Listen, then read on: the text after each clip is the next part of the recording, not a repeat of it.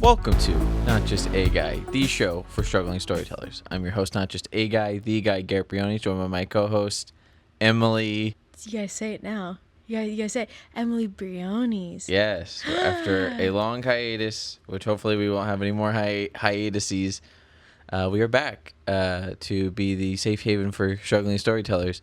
And yes, in that time, we got married. Yeah, we did it. We did the thing. We did the thing. I no longer can call her my fiance, and there's our son. I can no longer call her my fiance because she is now my wife. Yay. So we are. Mainly, that was kind of why we took a hiatus, just because there was just so much going on in the lead up to that in August, and so. My husband. Yes, so Yay. We're married, and now we don't have this big event with almost 100 people. This big time-consuming event. Yeah, with money and people to plan, and just talking to people about flowers and food and flowers and where things cakes go and meetings and. Now the only question is, how was your honeymoon? Yeah. Did you have a nice wedding? And now that one's over too. And now that's over. I've been getting just like. So what's it like to be? How does it married life feel? Like I get. Oh, is that what you get? I've gotten that so far. I've been just mainly asked about the honeymoon. People were more included because they don't. One care. person asked me about the honeymoon, and then we just moved on. Oh yeah, no, people don't care about how we are. They wanted to know how the trip was. Yes. And now Fitzy is our legitimate child. Yes, he's our boy. Hooray! He's really interested in the mics. He's speaking in the mic. Fitzy, speak to the people. What are your thoughts? Fitzy, tell the people what they need to know. You can't see it, but he is trying to eat the puffball. Yes. So that was the main thing of housekeeping. That's why this podcast just kind of fell off the face of the earth. But there's that, and then some housekeeping. Mm-hmm. We're launching a little Patreon. It's not just for Not Just A Guy. It's the larger bachelor class sort of brand thing that we're trying to build. And basically, we just want, it's about being sure. This podcast will always be free. It will always be, it's for the people, by the people. It will always be out there for the people. But, if you want it a little earlier, it's earlier on various tiers on Patreon. You can learn. I'm not going to go into the minutia of that. Nah. You can. In the description of wherever you're listening to this, there'll be a link there. It's just like you can check it out. We have like a low dollar tier if you like kind of what we're cooking and you want to help us grow this and grow our other stuff and be able to bring on more people as we are working on our audio dramas and eventually our short films and then eventually our films. And so that information will be down below. And look, you don't gotta. Yeah. But if even you if you don't want to. And I'm thinking about even kind of, there might be like a free tier that just basically puts, because, this podcast is like, for example, it's on multiple podcatchers. It also has its own YouTube channel. It does. But there's also going to be a separate Bachelor Class YouTube channel. There's going to be a separate Crusades of the Nexus YouTube channel. I have to figure out how free memberships work, but basically I'm trying to see if there's a way where I can put everything that goes out for free basically in one feed. So if you don't want to watch it on YouTube, you can watch it on there as well. There you go. So I'm just figuring that out. Don't hold me to it. I'm figuring it out. But yeah, if you want to support, you can support. If not, we're still going to be making stuff that will be available to the public. Like that's something I always want to make sure that we're doing and if you whatnot. Support, then if you join the Patreon, for every person who joins the Patreon, Fitzy gets a treat. Yes. Don't deprive the boy. Don't starve the boy. He He's deserves growing. treats. He's such a good boy. We can see his little foot bones. Yes, he needs help. Help before a little boy. Cue the ASPC. There you go. I can't sing too much of this on YouTube because then we'll get demonetized. As if we're even monetized. But yes, if you want, if you like us, if you like what we talk about, what we're trying to build and what we're trying to do, and we're trying to build stuff with some of the previous guests that have been on the show, like Campbell Russell Troutman. I just read a script of his for a project. Wow. If I can help him out on that, I would throw him like a dollar. Yeah, Thanks it's like, or like if I can help him be a producer, or if I can just mainly it's for what we're working on here though. Yeah. Like that's the idea. It's the conglomerate. Yeah, we're trying to grow Not Just A Guy. People who have listened to it have told me they really do like this show and they appreciate what it is and it can be. Our number one fan, Julian Dagnino. Hi, Julian. Julian. Also, we'll probably also be doing like clips and trying to get things more out there. So if you ever want just like bite-sized bits, things like that. Bite guys, if you will.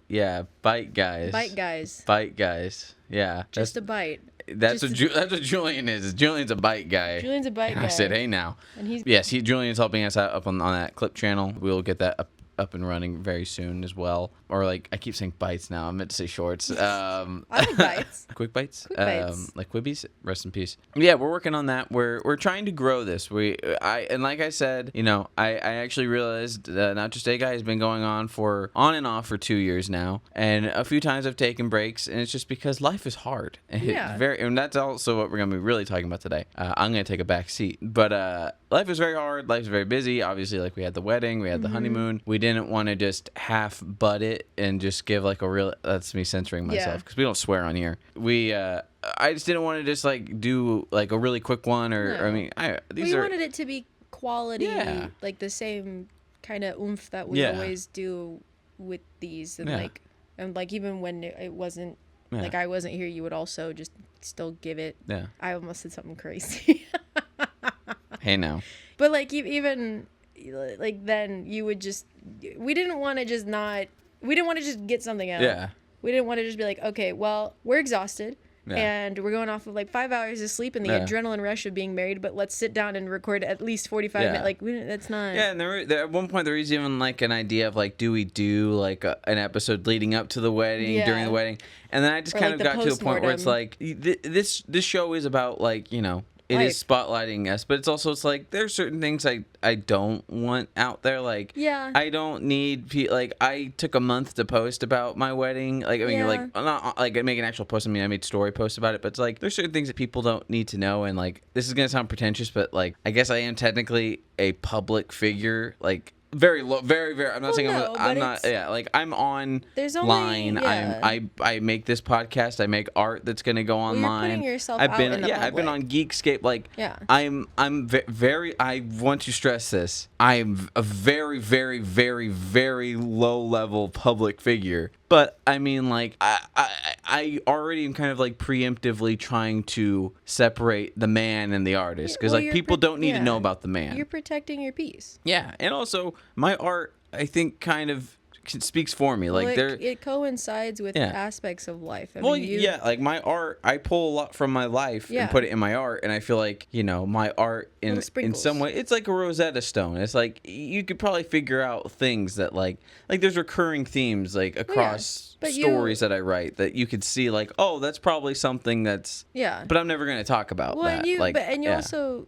It's really important to, I think, have that separation because if you just were like, there's a lot of like influencers who do like daily occurrences of like, hey, this is like, or like back when it was like just before COVID where like daily vlogs were like very huge. Yeah. And it's like, I hate even... Oh, when I was a kid, I wanted to do vlogs. Because, like, that's what I grew up watching. Yeah. Because that was, like, our form of entertainment. Like, when I watched Lunchtime with Smosh, like, I was like... My friend and I, we wanted to do that. We filmed one at a Panda Express close to his house. I kind of like that's that. lost media. It's lost to time. It's defunct or what? I don't think it ever got posted. I can't remember. But it's like, I feel like nowadays, too, it's like... We live in a time where post-COVID, well, I don't want to say post-COVID, but like scary lockdown COVID. Yeah, things are more open again, but it's just like the world is never going to be the same. No, I mean, I feel like people, especially now, have become very parasocial. Yeah. And they create these like ideas in their head of like, if I've seen this girl's daily life, like I'm living her life with her, that's like a really unhealthy like parasocial relationship where it's like I think people nowadays, like it's somewhat like we also just live in a very scary time. Yeah, there's a lot of stuff happening all at once all of the time now, to where it's like with like the layer of like the parasocial relationships that people do formulate now, it's like amplified to 10, especially because like it's anybody, like that's the beauty and also the horror of it, I think, too, of like anybody can pick up a camera or just even your phone now. Like phones have such good like filming quality now, to where it's like you don't need to have like a vlog camera, you don't need to have all this stuff, you just need to have a willingness to have no shame and do things in public and don't be embarrassed and feel cringy about stuff, and then also just be talkative. Like that's all it really is. But at the same time, you're opening yourself up to that stuff, which is why I think it's super important to have that like balance of like, no, well, I should share some things, and also the flip side of that too is, you know, people also are very supportive of like, guys, like, he doesn't have to show, you know, they don't have to put all this out there if they don't want to, sort of a thing. So it's a very hot and cold thing, but that's also just the internet. Yeah. So, but I think it's important. Because I also, too, I mean, I stopped posting on a lot of social stuff years ago. And that had nothing to do with the pandemic. I just forgot or, like, just didn't really feel like keeping up with it. It just felt like a chore to me. So it's like now I'll really only update things. Like, I was heavy on the Instagram stories when it was leading up to the wedding because it was just, like, a fun thing that, like, I like to piggyback off of you for.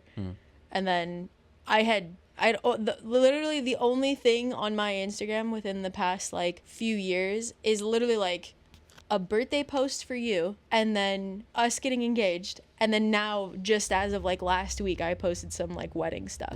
So it's like, it's very like, I am very not, and even then like my account's private.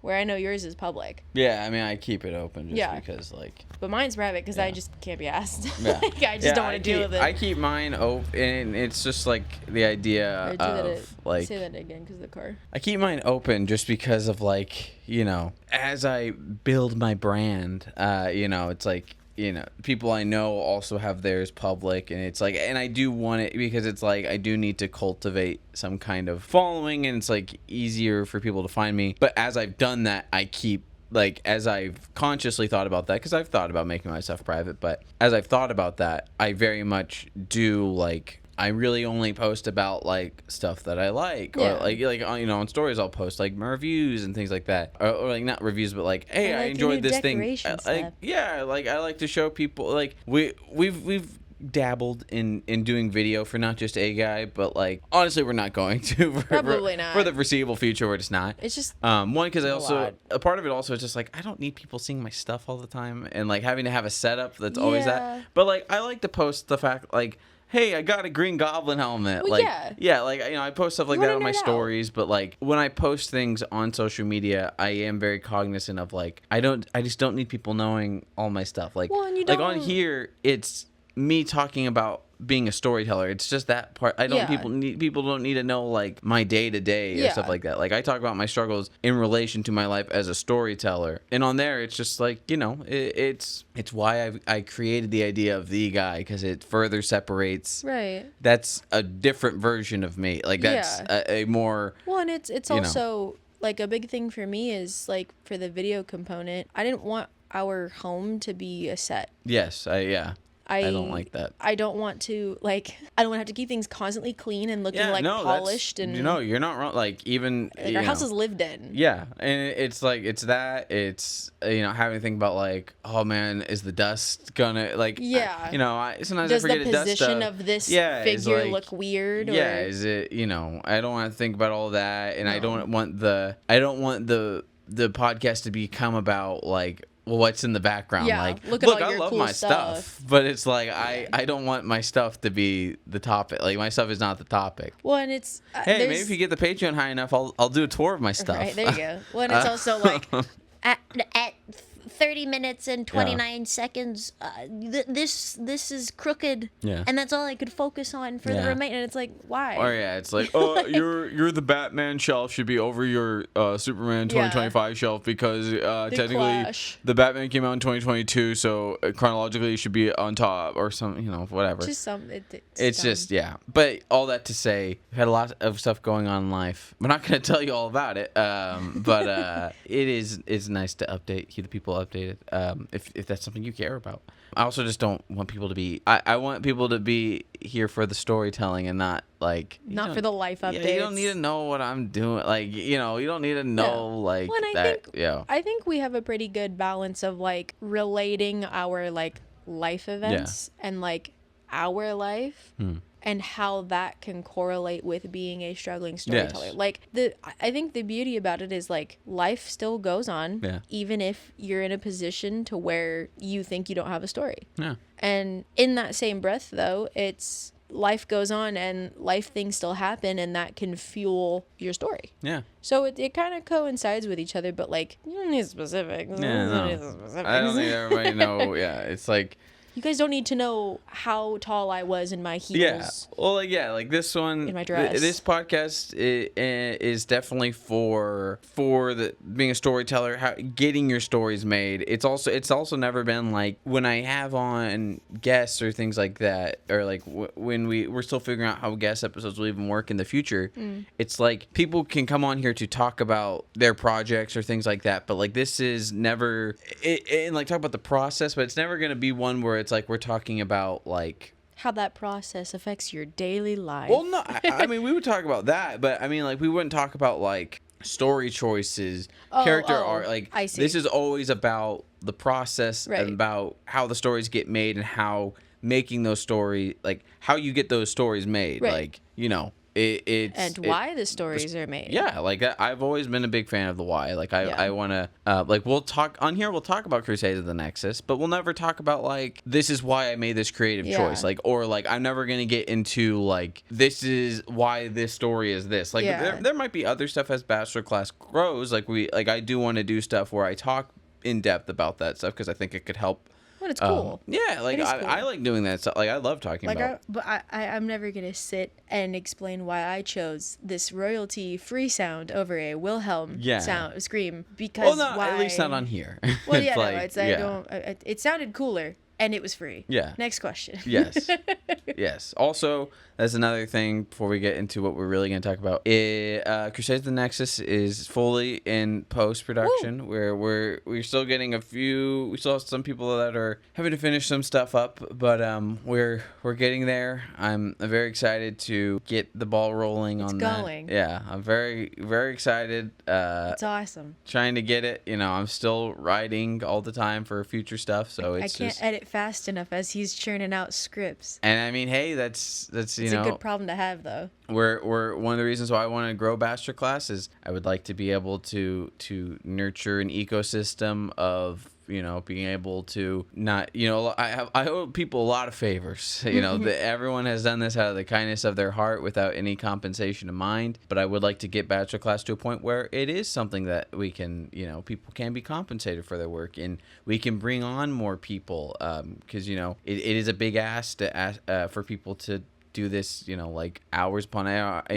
That's why you marry an editor, because you can just be like, well, you have to, and okay. But I would like to build a full team. Right. We kind of have like a loose knit team, but I would like to have a full on collaborative team on this. Like that's my goal. Well, and something too like this, where it's like on paper it can seem like it's like easy to do. I'm doing air quotes, easy to do, or like it's an easy production when it's really not. No. Like the actual process so far has been like I've been able to like when I edit stuff, I'm able to like get into a rhythm depending on what it is and like find like what's a good like ebb and flow for things. And so far it's been taking a scene and like bare bonesing the scene and then going in and adding all of the cool stuff where it's like it is a little bit more challenging. Like this for sure has been my most challenging project to date. Yeah. Mainly because there's no visual medium and there's no like when you're normally editing something that it's both, video and audio,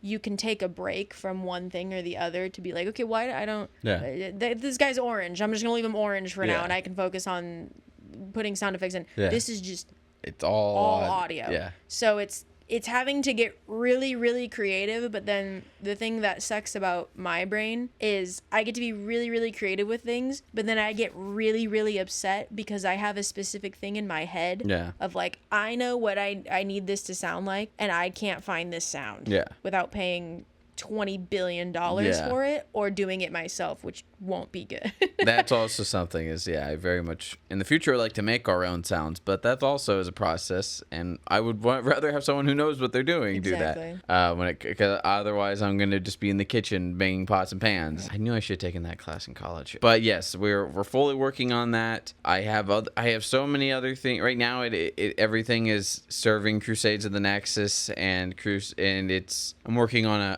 I call it a sister series to Crusades of the Nexus. The Crusades of the Nexus hold hands. Well, Crusades of the Nexus is the mothership. Everything goes back to it, and then I have other smaller projects that are just things that were smaller bits in the overall story or like characters I really liked that I was like, I think they're strong enough to do their own thing, or there's concepts I want to explore, and so I just keep what. It's just no, I just love listening because in my head I know it's just like I just went on a tangent. It's just a tangent that just happened, and now it's all this cool stuff that's on paper now. Like in my head, it started as that. It just mostly was just like, I like this character. Because I want to write more of him. Well, for anybody who's curious, let me break down exactly what happens when Garrett's beautiful brain is at work. I'll be doing literally anything, and out of nowhere, he'll just come in and he goes, "Okay, so," and he stands in the door.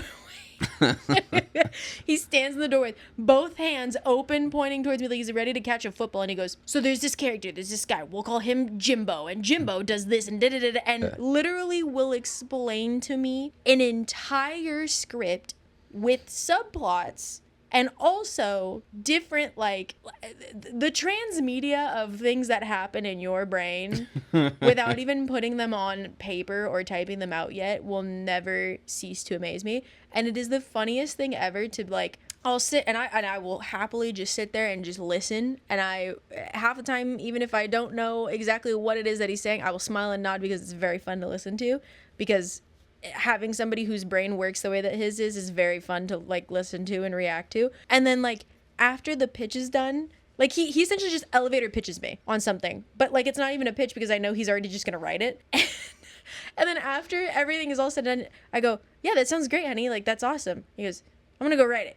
And then he'll leave, and I'll sit there wondering, did you just come up with all of that, like, not, like, right now? Like, did you just have, like, 10 minutes to yourself being like, "Wait a minute," and then just word vomit and then put it on a paper? Like, it is insane. I also don't write most of it down. That's horrifying. It's all just in there. I wish my brain worked like that. I'm so jealous. I've had Crusades of the Nexus thoughts that I haven't even gotten to yet, that I think about every single day, that I came up with in 2022. See, I would have an idea. There's probably plenty of stuff I've forgotten, yeah, but there's multiple even still, things like I would literally do that. I would have the idea, be like, oh, there should be a I have 4 volumes worth of stories I may never even.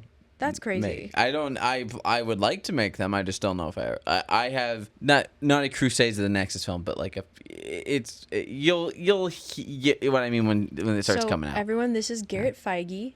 He's very good at I'm my own thing. All respect to Mr. Feige, but I'm my own thing. No, I just mean in the sense. But yeah, of, like I have 4 volumes of story that it's just crazy. I don't know if we'll ever get to. I mean, we'll never see. Say never. I mean, no, it's not that I wouldn't want to. It's just by the time I get to the stuff I'm for sure going to do, I might just want to do something different. Yeah, true. I might want to leave it where it ends. I mean, I'm not gonna lie and say no. I'm not gonna lie and say that I haven't seeded them already and stuff I'm writing. The stuff I'm talking about might not come out for another 2-3 years. And that's insane. And those would be beyond that. But I think that's just how I think about stories. I can't even plan what I want to have for lunch tomorrow. Yeah. And you have stuff locked away for 2-3 years. I know exactly. That's insane. I know exactly, like, I know too much. I know where all these things go, where they came from. It's a lot. It'll all make sense once it starts coming out, but it is a very big. It's very big. I'm trying. My tiny fingers are going as fast as they can. Again, people, if you want to support, help us get a team. Get the Patreon. Support the Patreon so that way I can give my little whist a break. We will give you what? My widow whist. Oh, because I have my wrist bent for the keys. We will, no matter what, all this stuff will come out. If you would like to support us, it might just help it come out a little faster. But that's the thing is, all the stuff will always come out. Yeah. Like, it will always get to the people, no matter what. Because like Bachelor Class is it's by creatives. It's beyond the classroom, and it's about giving information and knowledge, like. Not only giving you the stories, like, the actual things, but, like, giving you the knowledge of how we made it so maybe you can iterate on that process. Mm-hmm. You can, like, do all this stuff. You don't even have to follow it how we did. Like, you can be like, oh, they did it that way, but I think I could do it a better way. Cool. I hope you do. I hope you do. Well, that's what we like, it will always come out. Like, and the goal is for that eventually become a bigger thing, and we eventually are making movies with that stamped on there as well, and also giving the insight. Even if we make movies for studios and stuff like that, still give you that insight and and commentaries and things like that to give you, like, in conjunction to Crusades of the Nexus, we're gonna re-edit my quote unquote thesis film Undie, and we're gonna release that, and I want to do a commentary track for that. That's something I really want to. I want to do one, maybe just myself as a director, do one with you as the editor / cinematographer. I don't think you want me to do commentary. I want to know how you re-edited it. I might see if I can get Jack on the line. Jack was who edited the original version. See if I would love for just him to do commentary on it. I would pay good money just for Jack Jack's plays commentary. Many characters, but that is also something that we're trying to make it where we can finally release it to the people, because we haven't been able to, because when we showed it at school we had a licensed song in there. Don't have money to keep it. No, but also Sadly. I need that out in the public, and it will release. My plan is for it to release at the very least a week before Crusades of the Nexus, because that is precursor. it is very connected to it. I think it also sets it up very well for just like the world. I mean, it is where the idea was born from, and it's kind of crazy to look back at that as the launching point, and I tried to make it not, and I never wanted to move on from that being the start point. So who would have thought that Garrett being in his tidy whities as a young 20-something would spark such an amazing... I look so young when I watch. You really do look like watch it back. It's kind of crazy young. to see like pictures of us in college. It's a trip to see how like tiny we look, and it's really not that long ago. It's crazy. You're so full of energy. You're so full of life. Okay. Hi. Let's get to this. Okay, we've talked about the ongoing odyssey of unemployment, and how it sucks to be unemployed in general. Not great. It sucks to be unemployed in any industry. Correct. But also this industry, it really sucks to be unemployed, because you could be super qualified, you could apply for stuff and not get anything, and you know, and I will commend you. You put up with this for 9 whole months. I'd say almost a year. Or nearly 9 whole months. It was just a little, probably like. It would have been a year in December. It was like 8.5. It was almost at 8.5. Yeah. Because through the entirety of August, it's like about 8.5 months there. We'll say 8.25. Or you were just navigating through, you talked about this before. You were working in entertainment marketing, and you just, the stuff wasn't coming in to keep the company fully going. I mean, the company kept going, but it wasn't able to keep everybody on the ship. Yeah, it could just only operate as a skeleton crew at that point, unfortunately. It was already a very small boutique trailer house, essentially, which is... is what it is. Was it before? It was before the holidays, right? Because the holidays are already a very thin time of the year. Yeah, because usually a slower point for the industry starts at about like ending of October, going into November, because that's also like we're starting the holiday season and people will go with their families and stuff like that. But a lot of the times productions don't. They try not to do a lot of like shooting within the time frame from like November to like I would even say February. That's like pretty much like the prime sweet spot of like, okay, these are all the holidays that people typically like to spend time with their families with. Also, there's just not really stuff coming in, and people want to do their own things and blah blah blah. So I got laid off literally like 2 weeks before Christmas, which was really not great. And that was tough, and it wasn't, and I still have so much love and like appreciation, because that still to this day is my boss for that job was single-handedly one of the best bosses I've ever had for a job, because he was like the first boss who was actually human and treated people like humans, and like when it was happening, like he was crying, like we were both actually like in tears, because we just knew like it's an unfair industry. There's nothing really fair about this industry in terms of anything. It's just how it operates. One of my old coworkers explained it really well, where we are in a luck-based industry in every aspect of it, whether it's your movie takes off, you make any money from your movie, your movie even gets picked up, your show gets picked up, does the show get renewed? Like it's unfortunately, when you see somebody who has the skill set and has talent, that can take you very far. But unfortunately, with that, it's still very luck based. And it sucks, because it's not like being a doctor, right? It's not like you study for umpteen years and you can pick up a specialty and know exactly, like, I know the ins and outs of a human heart, and I could do all these crazy things and be the best person in the entire world of how to navigate a human heart. Yeah.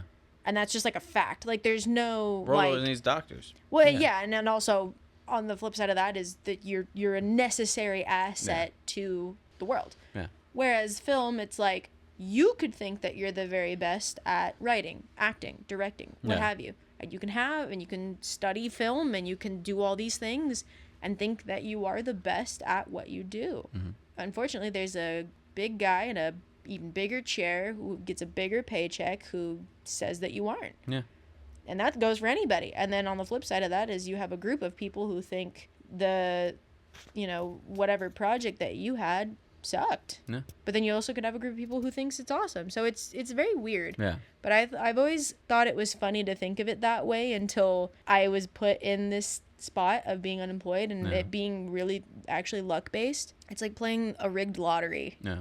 Most of the time. But yeah, it was not cool. I believe up until 2 weeks ago, my updated tally was 4,000 applications in the span of 8 months ish. I had 6 interviews and 2 assessments, and I only got a call after 1 interview, and I am very happy to say that I am no longer unemployed. Yeah. Which is awesome. We're recording this the day before you start your new job. The day before I start my new job, and I'm happy I opened up with the luck-based thing because I don't know what I did or what nice thing that I did that got me the karma to be in the position that I'm at, because I'm not only am I starting a new job and it is within the industry in some facet, I'm actually editing. Yeah. I'm not assisting on anything. I am not at a point where I am the low man on the totem pole, which is awesome. And given like everybody's got to start somewhere and all that stuff, but it's awesome to be recognized for your skill set, and it's extremely validating for like, given I'm doing very simple editing. I'm not doing anything like, I'm not doing Marvel level. Yeah, you're not editing with like a visual effects. I think I might be, but it's not anywhere it's not, near. Josh Brolin being being like 8-foot Thanos. No, I think. But it's still, don't cut yourself short. It still is. I'm just saying, like, it's not going to be revolutionary stuff. However, this is a very, very big and great step in the right direction for me, because this is huge. Yeah. This is my first time in a quote unquote professional setting actually being recognized as a video editor rather than an assistant editor, a junior editor. Like it's just editor. You're an editor, which is insane, because the day that I got the call, it didn't hit. Like, the first thing that I just cried. Yeah. I'm pretty sure I freaked you out, because after I hung up the phone, I just started screaming, and I'm pretty sure you thought I lost a leg or something. I thought somebody died. Yeah, something. To be completely honest. Yeah, because it was just relief. It was literally like elephant took his foot off of my chest, and now we don't have to worry about it, and it can only go up from here. Yeah. So, but there's just something that's really refreshing about finally like being able to climb the ladder that you've seen so many people climb over you for. So I'm very excited. I'm very nervous. But you got a new lunchbox. But I got to get a new lunchbox. I got a bunch of new like little desk trinkets. I got overalls because I wanted to feel like I'm going to kindergarten again. So I can like have my truly like first day. Like it genuinely, like the only way that I could explain it is it genuinely feels like I'm going like to my first day of school. No.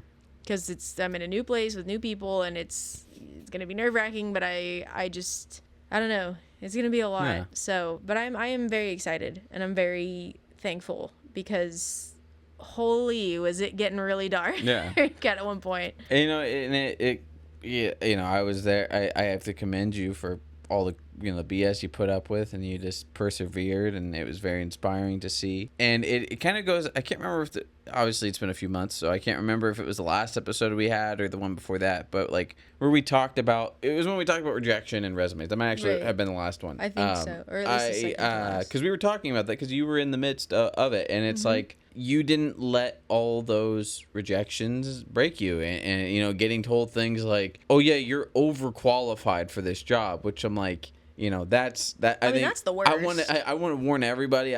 That's going to be. I think you're going to hear that a lot, especially because the job market right now is really bad. Like, that's the new. I don't want to say excuse, but it's like that is the new. Well, it's like a nice way of telling people you're not giving them a job. Well, it's like it's just so weird, because it's like, if anything, okay, like, let me be overqualified. Like, I unfortunately, my friend, I mentioned him earlier. My friend Julian told me that for a job, I can't remember if it's this current job we both work together or not, but he was kind of told the same thing, because he has a similar degree to us. He he is a graduate and stuff like that. That is just like, that's something that's a thing now. It's just so weird though, because it's like, I can understand, like, from a I guess like a higher up, like a quote unquote higher up's perspective of like, oh, well, if they're overqualified, they're going to ask for more money. Like, they think they should be paid better for this and da-da-da. It's like, normally, yes. But in the current situation of the world right now, I think people would just be happy to just say that they have a job. Yeah, I mean, and I was even seeing something about that, like someone, I think it was on like TikTok or something like that, where they were saying to people, like, if you're thinking about quitting your job, watch this. Yeah. Don't quit your job. Don't quit your job. Because like, there's so many people right now that are maybe frustrated with their jobs and things like that, and they quit, but it's like, there's no the backup. Job market, there's nothing, there's really no nothing. Safety net. Like it's hard to get jobs anywhere in any field. Especially it's hard to get jobs in, like, we've obviously chosen an industry where our degrees don't matter. Yeah. And it's like, it's a lot hard. Going back to the thing about you spoke about, like being a doctor, it's like, you have a doctorate, that opens a lot of the doors. Yeah. Having a film degree, it gets more doors shut in your face. Yeah, and, people will laugh at you for having a film degree. Like, I don't think the only thing my film degree has ever kind of helped with, I think, is just show that, one, I graduated college, but it's like, I think more so it's been like cover letters and like the diversity of my like the kinds of jobs I've worked. It's like, that's opened more doors than anything. But yeah, like, all this to say, it's like, I want people to see, like, it's a lot easier to say, just like, oh, just stick through it, because like, you were going through, like, you were working freelance, like, I think we even spoke about that, like, you were working on and off at your old job in a freelance capacity, but that's also the thing, is like, you don't know, like, am I working another week after that? Am I working tomorrow? Like, they could tell me, like, actually, we can't pay you for another day. So, which like, has happened. Yeah, like, you literally never know in that capacity, and that's what's scary. The other flip side to that too is it opens up the doors for miscommunication, which can make things very, very much worse. And I mean, I was very lucky to, at the very least, have a facet of, like, when, like, they were going, like, one of my old coworkers, like, going on vacation, or like they just were sick, or like whatever, they could just tag me in. And it was very good, because it's like, it was easy to pick up and, like, just roll with the punches as they came, sort of a thing. But it did suck, because you didn't know when it was also, and I say all this, and I preface all this with, I have the utmost respect and love for the company, but there was also times where, like, I would be freelancing. I obviously would be seeing, like, all the conversations that are happening, all the updates that are happening, and they have a physical office as well. They are everybody there pretty much is remote, and they sometimes would go into the office, but, like, watching certain costs get cut and money being saved and money being relocated and placed in other things was a bit disheartening from somebody who was told that the sole reason that they couldn't have me working there anymore was money. So it was kind of bittersweet of, like, okay, like, I'll help out where I can, but, like, things didn't make sense. And, like, even I don't know, I'm not a business owner. I don't know how to run a business. I will say that flat out right now. I don't know. I'm not a finance person. I don't know how businesses are meant to be run. I'm not an entrepreneur. But from an outside perspective, you can't help but make connections to things, and you can't help but, like, use your eyes. And it does get very disheartening of like, was there not enough money, or was there not enough money that you wanted to allocate for me? Yeah. So it's, yeah, it is a weird spot to be put in, but that, I think having those moments of freelance work kind of helped get out of the funk that I could have been in. Yeah. Because it got pretty dark at one point, because I got very anxious and I got very nervous because, like I had mentioned previously, it would have been a year this upcoming December that I would have been unemployed had I have not gotten the job that I had gotten. Yeah. And, I'm thankful that there are safety nets in place that can at the very least make sure that I still have a car, still can pay my rent, get groceries and whatnot, but that safety net gets used up very quickly. And if that would have been gone, I don't even want to think about just like what could have happened. But it gets tough. Like it gets really tough, and thankfully I am surrounded by people who do nothing but support me and want to uplift me, and I'm very thankful that my dad isn't like kind of the parents where it's like, well, have you tried this? Yeah. What about this? Like, did you try? And it's like, did you walk into Walt Disney and tell them, well, I surely want to... you can just drive over Walk to over to the Walt Disney Corporation and tell them, I want a job, Mr. Iger. And he right this way. Did you shake his hand? Did you look him in the eye and hand him your resume? Because maybe that, it's like, I was very happy that wasn't like anybody in my immediate bubble to do that, because I mean, you can attest to this. Like, I would sit at my desk and literally treat it like it was my 9-to-5 job of sitting and applying for jobs. I would wake up, we would go to the gym, do our stuff and whatever, come back, and I would plop down from like 10 a.m. till about like 4 and apply to jobs. I have nothing but the utmost sympathy for people who are currently looking for a job right now. It sucks, but it's like the only thing that you can do is just keep going. Yeah, you can only control what you can control. Exactly. It's like that's all you can do. And it's like, I will say though, I've definitely had my eyes opened up to like doing new things this time around, looking for jobs, where it's like, I never used to send out like follow-up emails. So like if I had an interview with someone, I would never send like a follow-up email being like, hey Sarah, like thanks for spending the time talking to me today, I really appreciate it, I thought our conversation was very insightful, like whatever, right? I never used to do that, and I tried doing that for a couple of things to at the very least have that be something where it's like, well, Jimothy over here, he had a really impressive resume, but like he didn't seem like he was into it and he seemed very lackluster, whereas like Emily here, she has improved, like stuff she can improve on, but it's still pretty good. And she was nice enough to send a fault, like, like it's, even if you don't really care, it still shows your care in a weird way. I have my current job because I wrote a cover letter. Like I was cover straight up told that. Too. Like I don't usually do that, but I wanted my current job. So I wanted it enough, and I saw that there was an option to write a cover letter, so I was like, I'll write a simple 3-paragraph cover letter. That was also a new thing I started doing. I was told that basically, like that was something that made me stand out, was I actually wrote a cover letter. Well, because people don't do cover letters anymore. Because there's no, like, and I still believe this, and yet I still did them. I don't think there's a point to doing a cover letter, because if I'm giving you my resume and I'm showing interest that I want to work at this job, I don't know what else I could tell you in a cover letter of why I want to work at this job. Like, it's never made sense to me to like how in like middle school you would write like an essay. It made no sense to me to write an essay of why you would want a job. It just gives you more of your personality. Kind of like it lets them see more of the person, not just the accolades and the point though, because experience. I feel like if you want to see my personality, like bring me in for an interview. But that might make you stand out more enough that they actually want to talk to you. Not just like, oh, they did these things. Fair. I mean, like, I will always stand by the fact where it's like, I don't think they're a necessary thing. And I'm happy that that 99% of the time jobs don't make them. Yeah, they're never required. No. But I will still do them, but I don't think anything of them, essentially. But I'm excited, though. I'm excited for you. It's been a very, I have been very, very not to get spiritual, but I've been very blessed. And I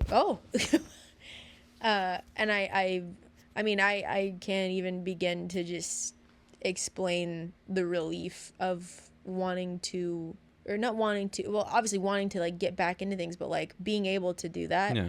Because this also too, this will be a very new thing for me, because all of my jobs post college have been work from home or hybrid. Mm-hmm. So this is my first time where it's not that, and I'm showing up to a place every day and actually like being in a chair every day. So that's also going to be something which I'm actually excited about. Like there's going to be something very like nice to not just like only be wearing sweatpants and like a ratty t-shirt. Like it'll be nice to like kind of feel like I can like not be myself, but like be an out there. You put on your work clothes. Yeah. Or, you know, it's, put on my monkey suit and get my little lunchbox, and then I can go. Yeah. Kiss the wife and kids goodbye and eat my piece of toast, and that's what they did, right? I don't know what they did. I wasn't there. But no, I hope that people listen to this and see there is a light at the end of the tunnel, because you know, on a few of the episodes in the past, it was kind of bleak and it sucked. It got dark.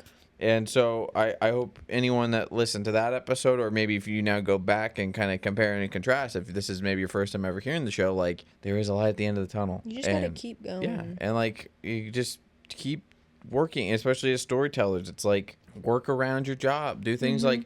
Yeah, I have gone through 3 jobs since starting writing Crusades of the Nexus. I went through a whole summer where I had no jobs because I was working as an aide, like a substitute aide, and there were no jobs for the summer, so I just sat at home. I had nothing to do. Had made no money, and so I wrote Crusades of the Nexus Volume 2, most of it. There was one episode I didn't write, but I wrote that back in 2023 when I was just sat at home for a whole summer. I wrote most of that then, and like we're not even there yet, but it's like, you know, we're still working on Volume 1, and it's like you know, there are that you can only, like I said a couple minutes ago, like you can only control what you can control. Like exactly, you can control yourself, and like you can control your mindset, your well-being, and you know you can, even if you feel so detached, like, you know, I have a job that has nothing to do with storytelling right now.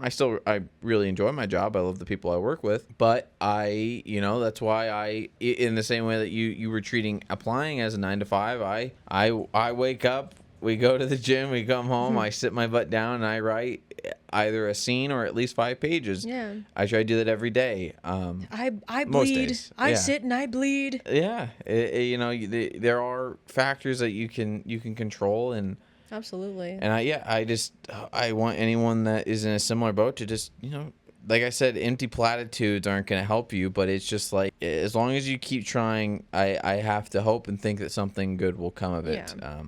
And you literally, we have documented a case of that happening. Honestly, like, to not, if I could put anything out there, it's literally just try and change your mindset. It's not you, it's the market.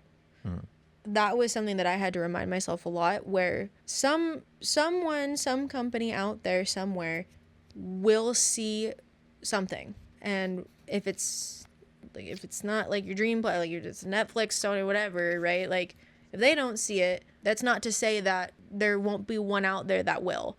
And is it going to be your dream job and that's like the start of your career? No, but it's a stepping stone. Like, and I think it's really important to remind yourself that like you can't beat the final boss without playing the game. You just can't. It's just not how it works. Even if you cheat, it's not the same. You can't do it. Just keep going with the mindset of you have something that someone out there will want. And another thing too, and I would see people do this, and I did a light version of this. Keep track of your applications, because you can narrow things down of like what you think is working and what's not working way better than just copy and pasting the same thing and sending it out there and just like email vomiting at people and like resume vomiting at people. Like people I've seen on TikTok, like people will keep like legit spreadsheets of like company, who I talked to, their email, here's the resume copy, because I was one of the people who I think I have changed my resume, like the layout and like the wordage, 6 times while applying. And I had 2 different versions of my resume, one industry and one non-industry, because I'm not afraid to admit that I was also just applying for like everyday jobs. A lot of the times those are the ones where I was told that I was overqualified for. I've had resumes that had my college degree on it. I've had ones that didn't have it on there. And it's just having all these different, so they would literally break it down in every column, like what the job was, how they applied for it, what they included, what they didn't. I wouldn't say go that neurotic on it, but keep track. Because when you start to see stuff kind of like go a little bit more of like a scientific direction with it, of like you're doing a literal like experiment of like, okay, well, if I have these many variants in this and see what works, then you can see what's actually working for yourself. But just keep doing things. Like, just don't not do anything, because you can't, change doesn't happen when you don't do anything. Change only happens when you're doing stuff. And it's really important to keep a good head on your shoulders and to remember that someone will see your something in one way or another. It's gonna be fine. It's gonna be okay. That's what I just kept telling myself. It's gonna be okay. It has to be. It can't not be. Yeah. So it has to be okay. Well, I can't think of a better note to end today's episode on, as that was our focus. I thought that was beautifully said. So yeah, you can get all those kinds of insights and episode and insights, more insights. You can get those right here all the time at Not Just a Guy. That's what the show is about. It is about buying for struggling storytellers. That's going to do it for this week's episode. It's still going to be on every 2 weeks. If you want episodes earlier in the week when they release, you can go to the Patreon. Different tiers get you different access early. Tiers start at $2. That will be up and live when this episode is up and live. So if that's something that interests you, you can go ahead and check that out. All that information's in the description, as well as where you can find us on socials, which mainly is just Instagram and TikTok. It's going to be at Not Just a Guy Pod. Oh, yeah, I run those. And so we're going to just keep on keeping on. We're gonna be consistent. We fully have, life is kind of mellowed out now. We're just living domestic bliss. So now we're just gonna keep on keeping on. Hopefully be able to have some guests on eventually and figure all that jazz out. But and happy spooky season. It's now spooky season. It is. When this comes out, yeah, it is. Hooray. So that's going to do it for this edition of Not Just a Guy. I have been your host, Not Just a Guy, the guy, Garrett Briones, joined by my co-host, Emily Briones. I'm your wife. Yeah. I'm your wife. And we will talk at you next time. Bye. This has been a Bachelor Class production. Hosted by Garrett Briones.